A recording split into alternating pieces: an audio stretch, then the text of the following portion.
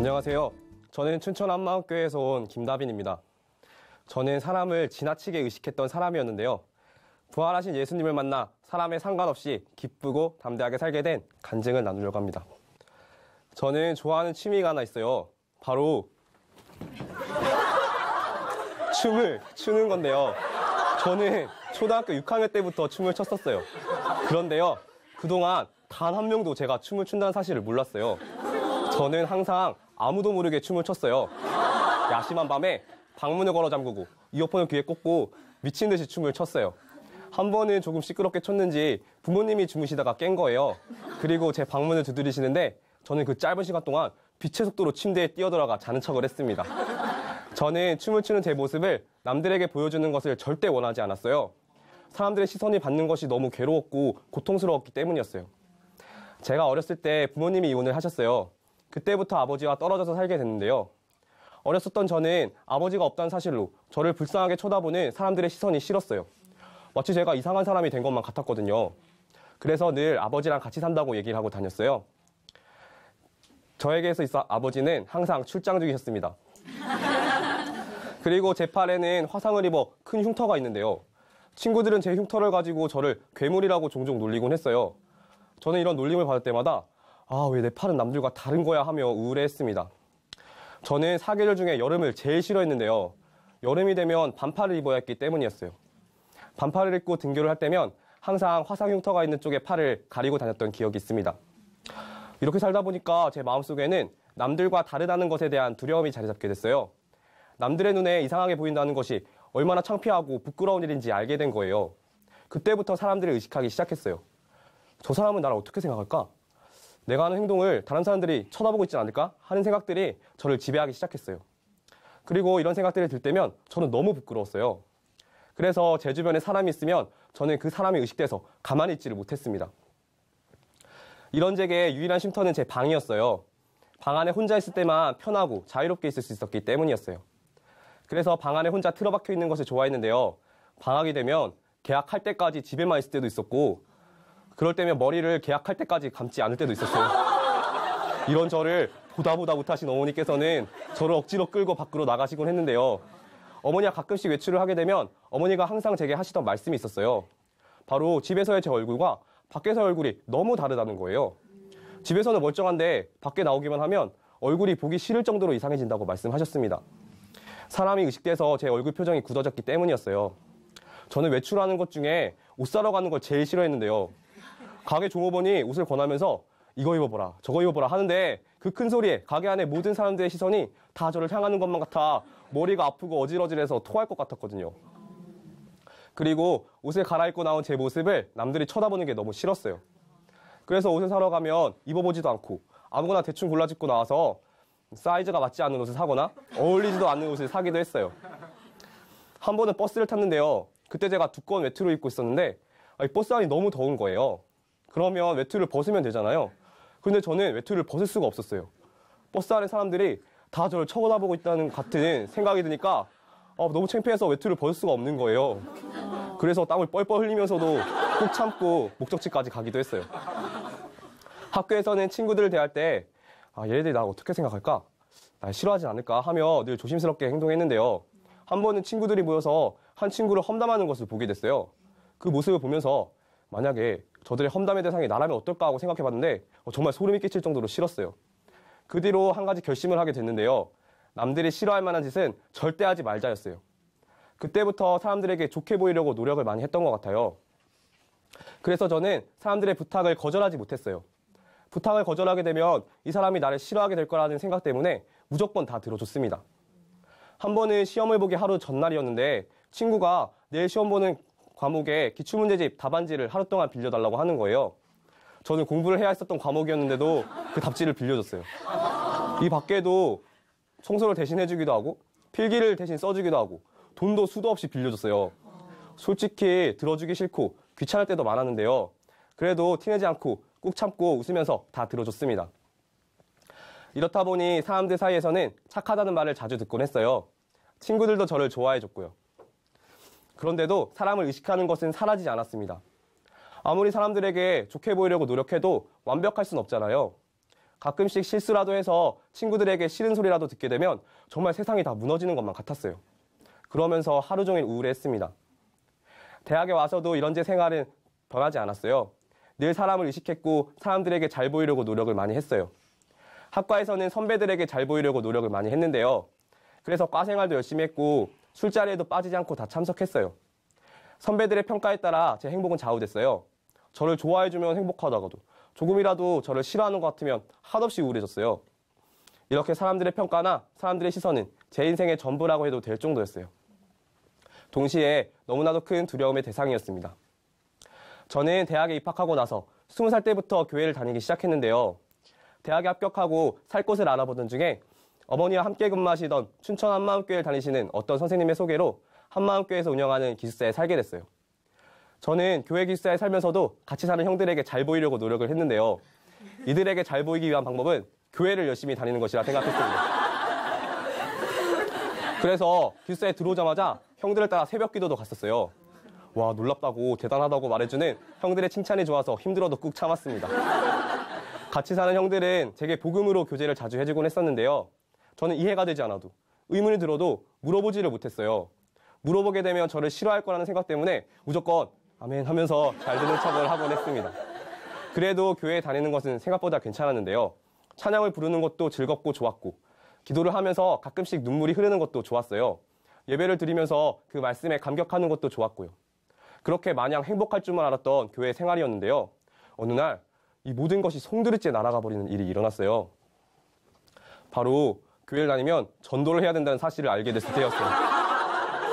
교회를 다니면서 말씀을 들을 때마다 항상 제 마음을 무겁게 하는 말씀이 있었는데요. 바로 핍박을 기쁨으로 받으라는 말씀이었어요. 핍박을 받으면 하늘의 상급이 많이 쌓이니까 기뻐해야 된다는 이유는 이해가 되고 수긍이 됐지만 저는 핍박을 받는 게 너무 두려웠어요. 생각만 해도 끔찍했습니다. 저에게 있어서 핍박이란 얻어맞거나 쫓겨나거나 이런 게 아니라 사람들이 저를 이상한 눈으로 쳐다보고 저를 가지고 수근수근 하는 것이었어요. 사람들에게 이런 일을 당할 걸 생각하니 도저히 전도를 할 수 없겠더라고요. 저는 부모님에게도 전도를 하지 못했어요. 저는 어느덧 부모님조차 의식하고 두려워하는 사람이 돼 있었어요. 부모님에게도 전도를 하지 못하는데 친구들에게 전한다는 것은 말도 안 되는 일이었습니다. 그런데 이런 저와는 달리 용감하고 자신 있게 전도를 하는 주위의 다른 사람들을 볼 때면 너무 부러웠어요. 그러면서 동시에 제 자신은 너무나 초라해졌어요. 나도 예수님을 믿는데 하며 우울해했습니다. 남들은 전도를 하면 할수록 기쁨이 임한다는데 저는 기쁨이 임하기는커녕 쥐구멍에 들어가고픈 마음만 들었어요. 어쩌다 형들을 따라 전도를 나가면 단 한 명에게도 말을 붙이지 못하고 좌절해서 화장실에 들어가 한참을 멍하니 있기도 하고 도서관에 숨어 있기도 했었어요. 한 번은 같이 전도를 나간 형이 저보고 저쪽 테이블에 앉은 2명의 여학생에게 복음을 전하고 오라는 거예요. 정말 도망쳐버리고 싶었지만 뒤에서 지켜보고 있는 형 때문에 마지못해 터벅터벅 걸어갔어요. 저도 제가 무슨 말을 했는지 모를 정도로 횡설수설했는데요. 거의 끝나갈 때쯤에 저도 모르게 완전 개미 기어 들어가는 목소리로 우리 나중에 천국에서 다시 만나요 라고 했는데 손발이 오그라들어서 죽는 줄 알았어요.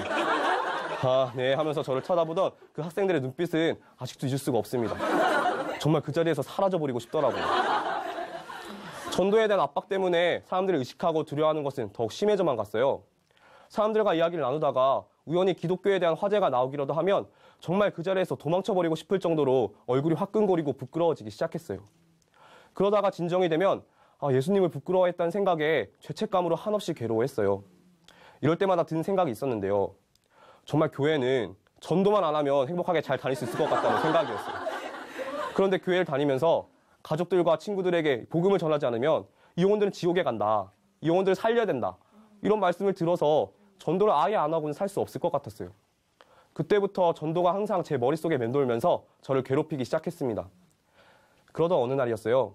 이렇게 숨기고 숨겨왔던 문제가 폭발해버린 일이 일어났어요. 그날은 제가 다니는 학교의 동아리 홍보 기간이었는데요.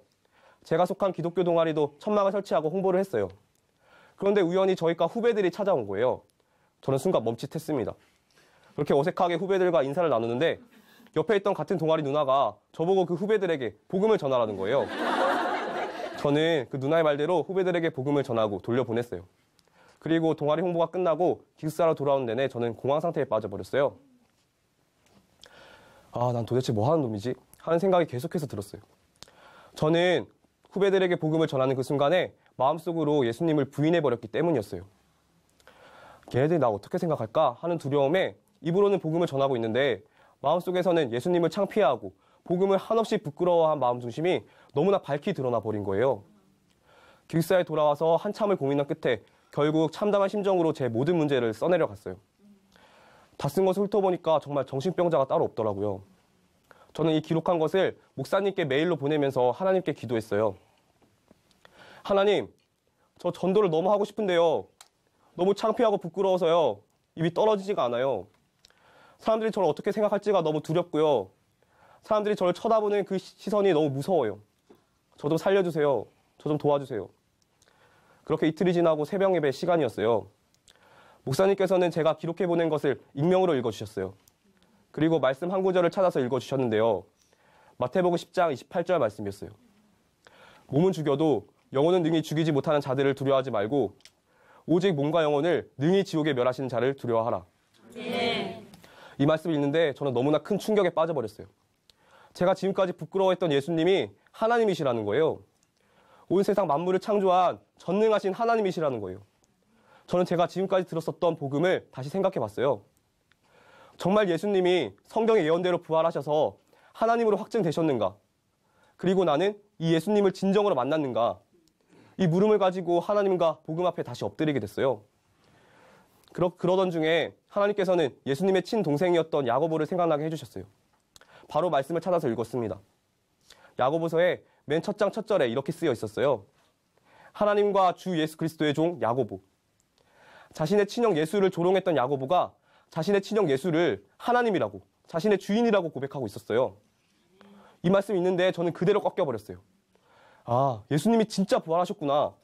예수님이 정말 부활하셔서 야고보에게 보이셨구나. 성경의 예언대로 부활하신 예수님이 진짜 하나님이시구나.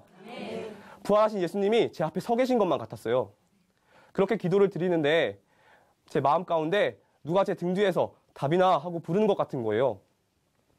뒤를 돌아본 제 눈앞에는 온몸이 피투성인 채로 십자가에 못 박혀있는 예수님이 계셨어요. 다비나, 내가 너를 사랑한다. 다비나, 내가 너를 너무너무 사랑한다. 그러니까 이제 그만 나를 돌아봐 줄 수 없겠니? 저는 이분 앞에 그대로 무너져 버렸어요. 저는 지금까지 이분을 부끄러워하고 있었어요. 이분은 저를 위해 죽어주셨는데 전 이분이 창피하다고 부끄럽다고 저를 좀 비키라고 밀어내고 있었어요. 이분은 저에게 너무나 큰 사랑을 주셨는데 저는 그 사랑을 어쩌라고 하면서 짓밟고 무시하고 있었어요. 정말 마음이 찢어질 듯이 아팠습니다. 저는 이분을 믿지 않고 있었어요.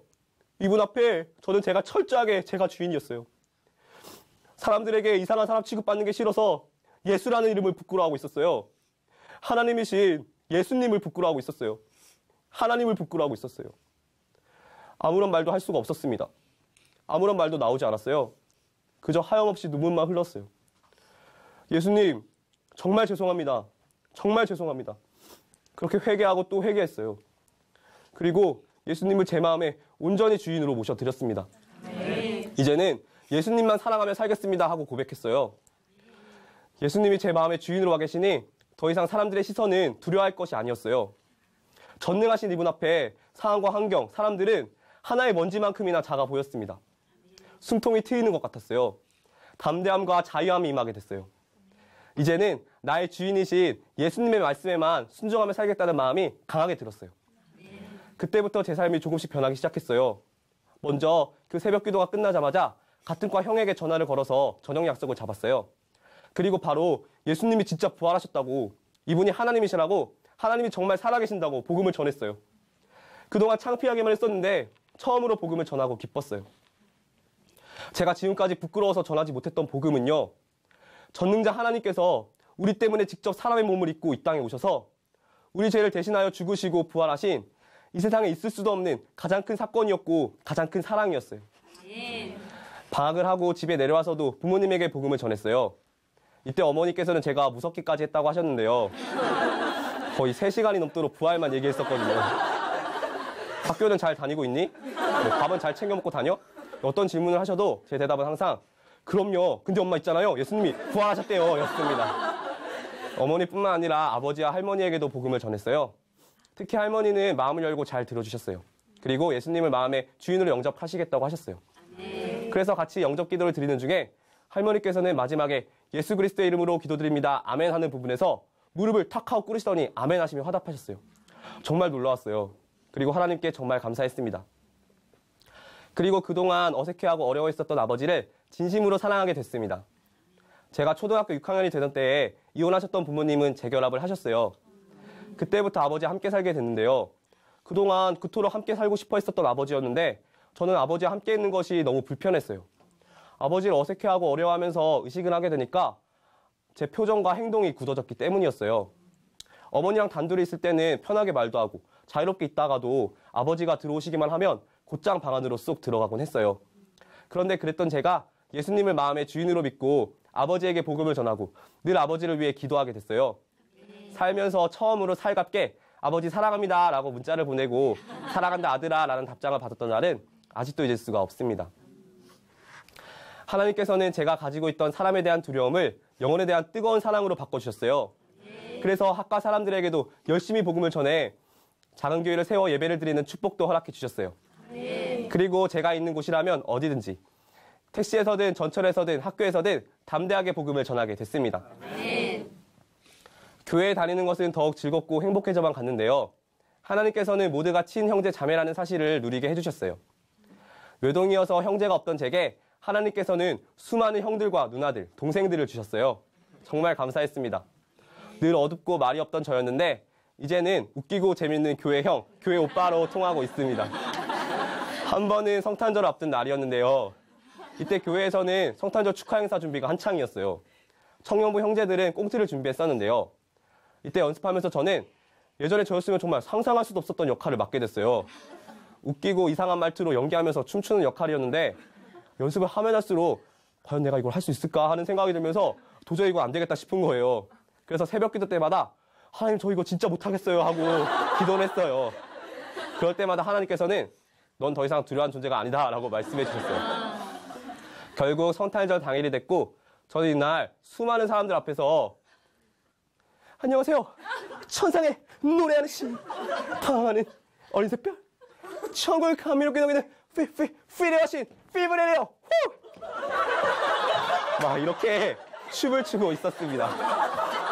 사람들의 큰 박수 소리와 환호성을 들으면서 무대를 내려오는데 와 정말 짜릿하더라고요.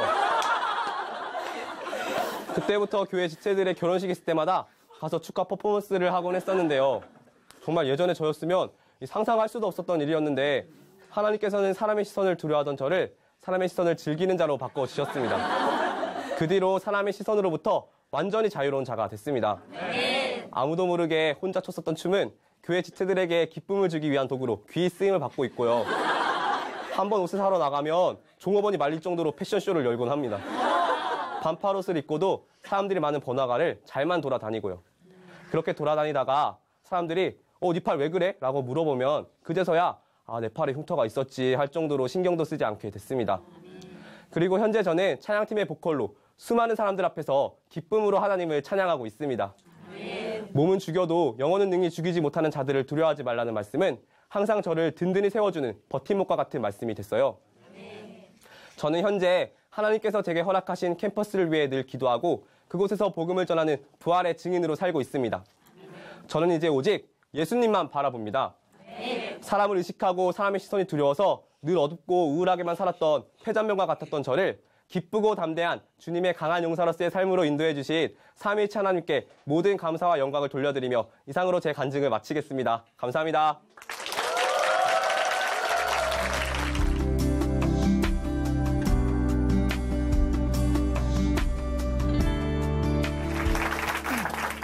안녕하십니까. 한마음교회에서 온 문홍기입니다. 저는 소년 가장으로서 돈의 노를 살다가 복음으로 살아나게 된 간증을 나누고자 이 자리에 섰습니다. 저는 부유한 집안의 3남매 중 장남으로 태어나서 가족과 주위 모든 사람들로부터 극진한 사랑을 받고 자랐어요. 8, 90년대에는 차가 한 대만 있어도 잘 사는 얘기 들었잖아요. 그런데 저희 집엔 무려 10대가 있었습니다. 게다가 초등학교 땐 휴대폰과 더불어 워크맨까지 갖고 싶은 것은 갖고 하고 싶은 것은 다 하고 살았어요. 그런데다 부모님은 정이 많으셔서 사람들은 그런 부모님을 좋아했습니다. 그러나 영원히 행복할 줄 알았던 저희 집에 불행이 들여진 사건이 발생했는데요. 그것은 바로 IMF였습니다. 아버지가 받으실 돈이 100억 가까이 됐지만 한 푼도 받지 못하셨어요. 인부들의 임금을 다 주고났더니 가세가 기울었고 급기야 집안에 있는 모든 물건들에 압류딱지가 붙게 되었습니다. 그런데 딱지를 붙이려면 좀 이쁘게 좀 붙여놓지 꼭 TV 모니터 정 가운데 붙여놓는 겁니다. 보지도 못하게. 그래서 이것들이 장난하나 하고 딱지를 떼렸더니 부모님께서 절대 떼지 말라는 겁니다. 그럼 내 컴퓨터랑 게임기만 떼겠습니다 라고 말씀드렸더니 이미 물건에 대한 조사를 다 마쳐가지고 딱지를 떼면 처벌을 받는다는 거예요. 그 후론 항상 돈 때문에 싸웠고 너 때문이네 나 때문이네 서로를 원망하고 어머니는 알코올 중독자가 되면서 집안은 난장판이 됐습니다. 게다가 산 넘어 산이라고 어머니는 술로 인해 건강을 잃으셔서 신장을 이식받지 못하면 평생 투석을 해야만 생명을 유지할 수 있는 지경에 이르게 됐습니다. 그뿐만이 아니었습니다. 부모님이 잘해줄 땐 좋다고 하더니 집안이 망하니까 그 많던 사람들의 왕래는 완전히 끊겼고 친척들도 등을 돌렸습니다. 아무리 친해도 돈 앞에선 장사가 없더라고요. 그러다 어느 날 집에 쌀이 떨어지니까 앞날에 대한 계산이 안 될래야 안 될 수가 없는 거예요.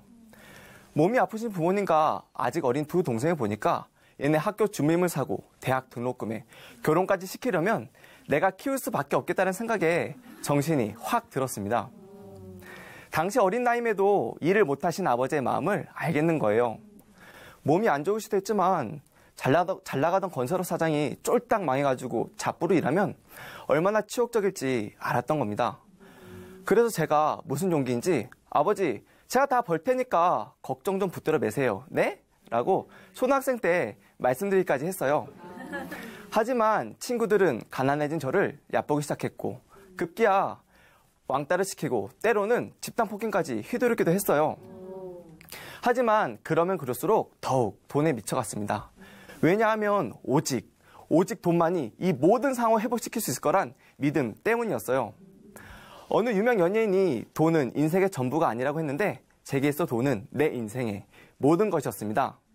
그래서 돈을 벌 수만 있다면 제 영혼까지도 팔 준비를 마쳤습니다.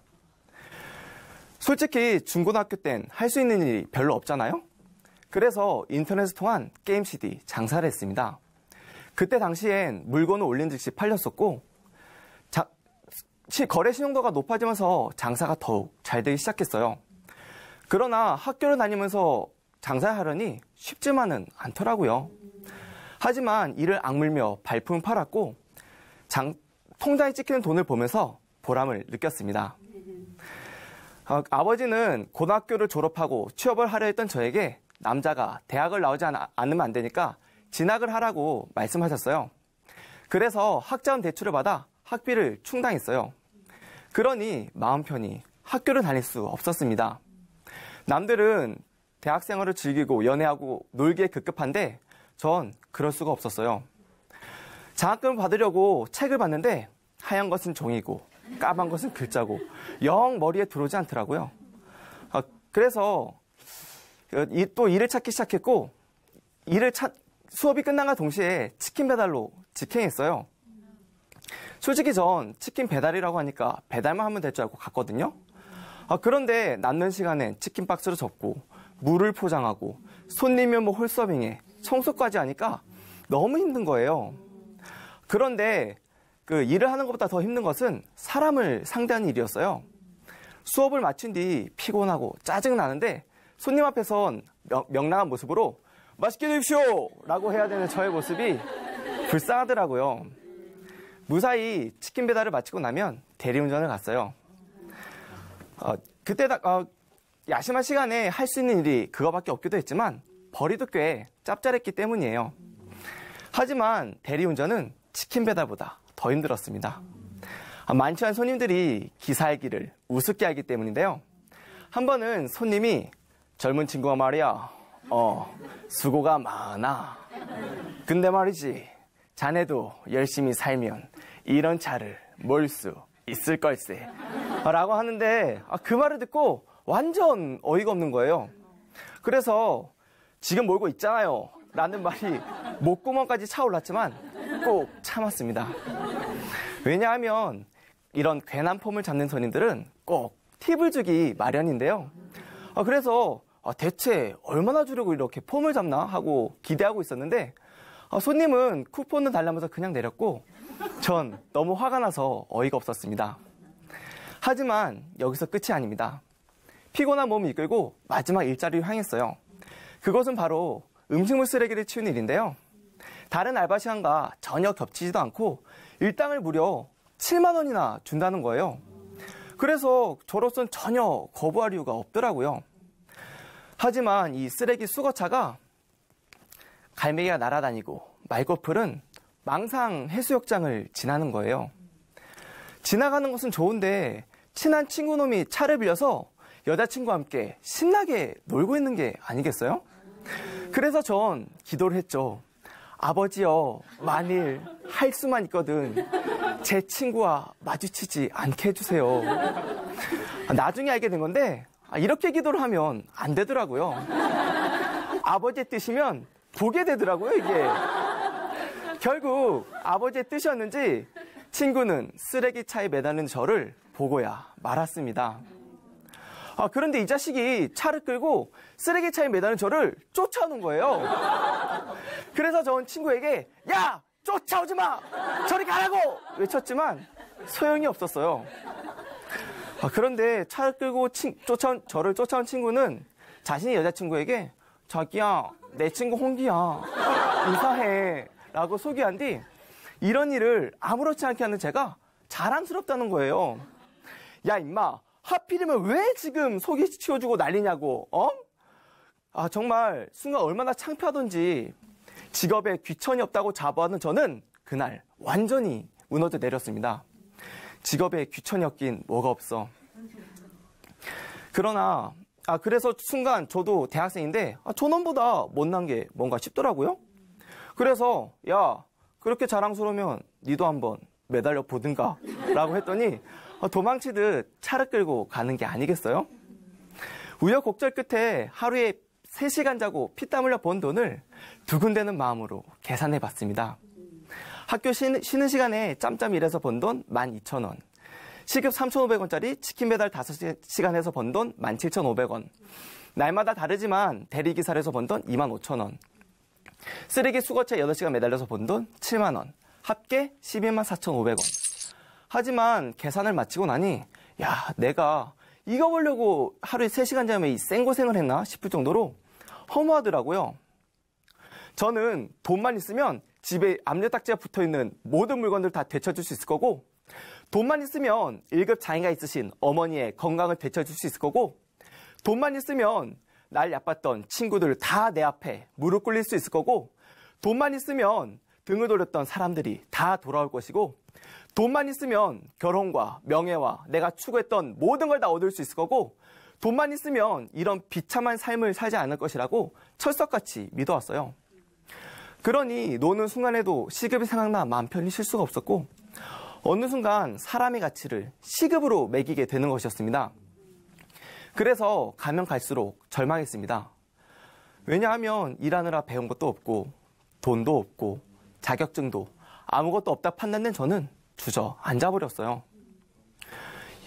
이토록 열심히 일하고 벌어도 쥐꼬리만한 월급을 받으면 집에 주고 동생 주고 학자금 갖고 이러면 남는 게 하나도 없는 거예요. 일할 땐 오직 월급이란 표대를 바라보고 뛰었지만 아무것도 없는 현실에 좌절했습니다. 열심히 살았음에도 불구하고 이렇게 계속 나이만 먹고 과연 결혼을 할 수 있을까라는 생각을 하고 있던 때에 여동생으로부터 교회에 한번 와보라는 전화를 받게 되었어요. 사실 저도 교회를 다녔지만 교회에 열심히 동생을 보면 좀 답답했어요. 왜냐하면 기도하면 들어주길 하나, 아니면 하나님이 보이길 하나. 보이지 않는 하나님을 전적으로 믿고 의지하는 동생이 솔직히 좀 별로였어요. 그래서 그땐 그게 인생 역전의 전화가 될 줄은 꿈에도 몰랐던 거죠. 하지만 그 전화를 계기로 직장에서 휴가를 받아 한마음교회로 가게 됐어요. 저도 나름 교회를 17년간 다녔고 많은 부흥회와 수련회도 다녔기에 성경에 대해 조금의 지식은 있는 상태였거든요. 그러다 어느 날 목사님의 말씀을 통하여 복음을 듣게 됐습니다. 그때 당시 부활을 통하여 말씀이 실제가 된 형제 자매들은 완전히 축제 분위기였어요. 그래서 나도 부활을 알고 십자가를 아는데 전능하신 하나님께서 날 위해 죽으셨다는데 대체 나랑 무슨 상관이 있는 거지? 그리고 예수님이 모든 문제를 해결하셨다는데 내 문제와 상황은 여전히 크게 보이니까 복음을 들을 수가 없었어요. 일은 해야 되고 시간은 자꾸 흘러가는데 지칠 대로 지친 저는 하나님께 부르짖기 시작했어요.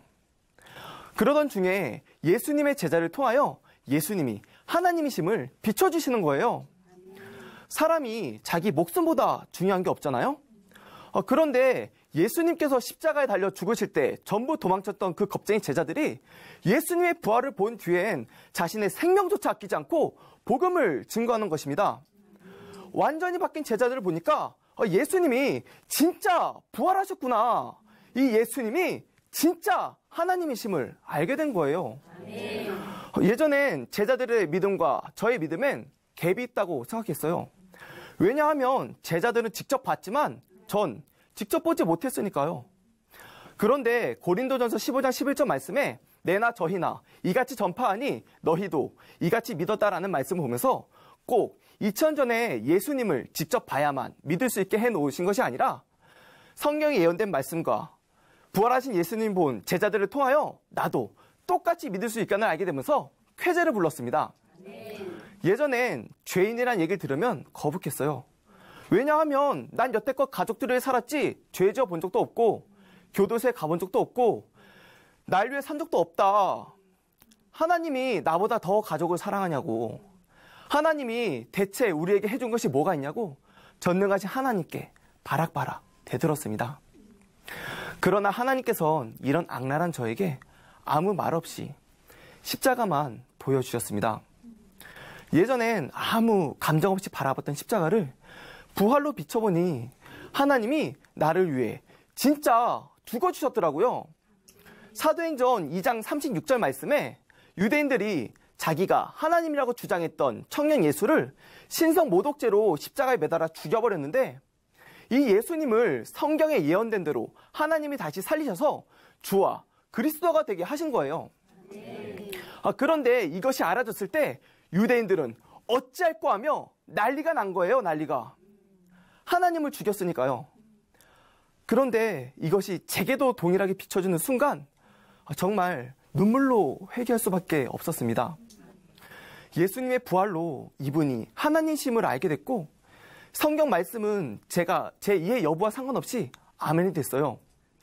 지옥 갈 죄는 바로 하나님을 버린 것도 모자라 그 아들 예수님도 믿지 않고 여전히 내가 주인 되어 내 마음 내 뜻대로 산 죄 바로 이것이었더라고요. 그나마 의인이라 생각된 저는 영적 페르나였던 것입니다. 하지만 이제는 압니다. 2000전에 십자가에 달려 죽으시고 부활하신 예수님은 누구보다 날 사랑하셨던 창조주 하나님이셨고 십자가의 사랑으로 저의 모조품 사랑은 그대로 박살이 났습니다. 겉으로 볼 땐 깨끗해 보였지만 독한 마음이 나올 땐 부모님이 내게 해준 것이 대체 뭐가 있냐고 부모의 가슴에 대못을 박았던 자가 바로 저였기 때문입니다. 그러나 하나님의 사랑과 저의 사랑 방식은 틀려도 너무 틀렸습니다. 저의 사랑은 아낌없이 돈을 주는 거라고 생각했는데요. 하나님의 사랑은 자신의 생명조차 아끼지 않고 내어주시는 것이었어요. 예전엔 돈을 벌어도 부족하니까 하루에 잠을 3시간만 자고 일을 했던 제가 예수를 믿고 나서는 삶 자체를 감사하게 됐고 어떤 상황과 환경 가운데서도 기쁘게 최선을 다하는 삶을 살게 되었습니다. 예수님은 아버지께서 날 보낸 것 같이 나도 너희를 보낸다고 말씀하셨고 저 같은 자들을 만나면 복음을 전하라는 것이었어요. 저는 그 말씀에 순종했을 뿐인데 저희 가정이 회복되었습니다. 매사에 부정적이고 도끼를 품고 있던 아들이 아주 양같이 온순해지니까 그 모습을 보시고 삶의 무게에 지쳐 자살하시려던 아버지가 복음을 듣고 예수님을 주인으로 믿게 되셨어요. 그런데 더욱 감사한 것은 아버지가 어머니와 막내 여동생까지 데리고 오셔서 복음을 듣게 하고 모두 예수님을 주인으로 영접하시는 게 아니겠어요? 이제 저는 통장 잔고를 바라보고 염려하는 게 아니라 성경에 나오는 과부가 두렵던 들었던 것처럼 적은 돈일지라도 마음 중심으로 하늘에 쌓는 자가 되었습니다. 또한 사람 볼 때 시급으로 가치를 매기지 않게 됐고 예수 믿지 않는 모든 사람들에 대하여 긍휼한 마음을 부어주시는 겁니다. 왜냐하면 이 세상 모든 사람들이 예수님의 피값으로 사셨다는 게 알아지니까 함부로 대할 수가 없었고 자연히 복음을 증거하게 되는 것이었습니다.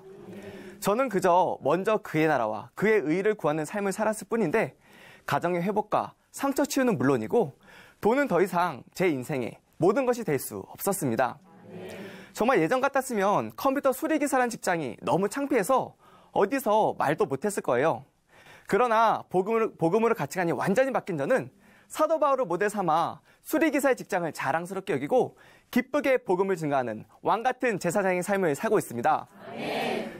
사도 바울은 모든 걸 내려놓고 텐트 메이커로서 이방인부터 왕의 일까지 감옥이든 어디든 그 어떤 상황과 환경 가운데서도 기쁘게 복음을 증거했다고 들었거든요. 저도 나름 소년 가장이었잖아요. 그런데 복음을 들고 직장에 가보니 직장 동료나 상사 모두 결혼할 나이 아니면 한 가족의 가장이더라고요. 그런데 모두가 오직 자기만을 바라보고 있는 가족들을 생각하면서 불철주야로 일하는 모습을 보니 긍휼한 마음을 부어주시는 겁니다. 저분들도 부활하신 예수를 만나면 모든 문제가 해결되는데 그들의 마음 안에 들어가서 복음을 전하니 더욱 잘 되는 것입니다. 복음은 바보든 천재든 어부든 엘리트든 그 누구든 간에 단번에 사명자를 우뚝 세웠고 이 썩어질 땅의 것이 아니라 저 하늘의 영원한 것을 향해 달려가겠습니다. 비록 저는 사회 초년생으로서 일을 배우고 있지만 하나님께서 주신 사명을 감당하기 위하여 최선의 삶을 살고 있고 교회에선 대형버스를 운전하면서 저 하늘에다 상을 쌓고 있습니다. 그리고 직장에선 언젠가 성령께서 역사해 줄 것을 믿고 선생님 컴퓨터는 잘 돼요? 라고 인사한 뒤 컴퓨터를 고쳐주며 복음을 전파하고 있습니다.